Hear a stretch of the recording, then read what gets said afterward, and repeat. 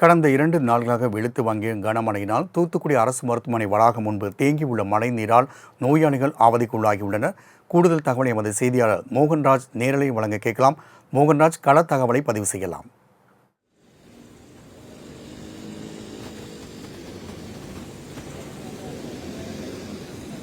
நிச்சயமாக ராம்குமார், தூத்துக்குடி மாவட்டத்தில் கடந்த 3 தினங்களாக கடுமையான மழை பெய்து வந்தது. இதன் காரணமாக மாநகரின் பல்வேறு பகுதிகளில் மழைநீரானது வெள்ளம் போல் சூழ்ந்துள்ளது.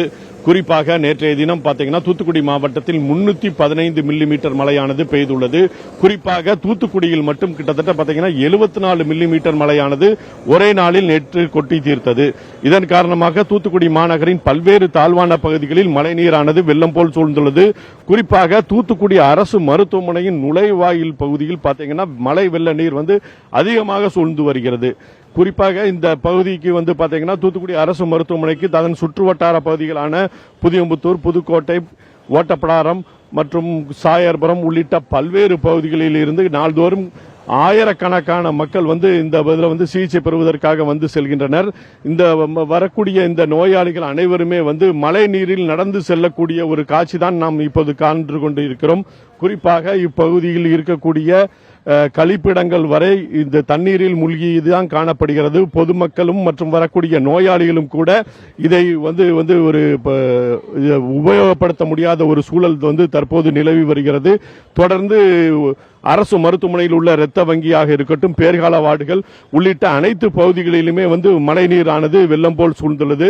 தொடர்ந்து மாநகராட்சி மூலமாக மழைநீரை அகற்றி வந்தாலும் கூட தொடர்ந்து பெய்து வந்த 3 நாட்களாக பெய்து வந்த மழையின் காரணமாக இந்த மழை தண்ணீரின் அளவு அதே அளவில் இருக்கிறது. குறிப்பாக நமது நுழைவாயில் பகுதியில் பார்த்தீங்கன்னா கிட்டத்தட்ட ஒரு முட்டளவுக்கு தண்ணீர் தேங்கி இருக்கக்கூடிய சூழல் தான் நாம் இப்போது பார்த்து கொண்டிருக்கிறோம். இதனால் இப்பகுதிக்கு வரக்கூடிய நோயாளிகளும் மட்டுமின்றி சிகிச்சைக்கு வரக்கூடிய அனைவருமே கடுமையான இதை பாதிக்கப்பட்டு வருகின்றனர். இதனால் அரசு போர்க்கால அடிப்படையில் இந்த மழைநீரை வெளியேற்ற வேண்டும் என இப்பகுதி பொதுமக்கள் கோரிக்கை விடுத்துள்ளனர். தொடர்ச்சியாக மழை பெய்து வரும்போதெல்லாம் தூத்துக்குடி அரசு மருத்துவமனையில் இதுபோன்று மழைநீர் தேங்குவது வாடிக்கையாக உள்ளது. இதுக்காக பல்வேறு கட்ட நடவடிக்கைகள் இதுவரை எடுக்கப்பட்டு வந்தாலும் கூட இந்த இடம் மிகவும் தாழ்வான பகுதியாக இருப்பதால் பொதுமக்கள் கடும் இன்னலுக்கு ஆளாகி வருகின்றனர். ராம்குமார், நோய் ஏற்பட்டால் சிகிச்சைக்கு மருத்துவமனைக்கு வரும் காலம் மாறி தற்பொழுது மருத்துவமனைக்கு வந்தாலே நோய் ஏற்படும் நிலை ஏற்பட்டுள்ளதாக நோயாளிகள் கவலை தெரிவித்துள்ளதை சுட்டிக்காட்டிய உங்கள் தகவலுக்கு நன்றி மோகன்ராஜ்.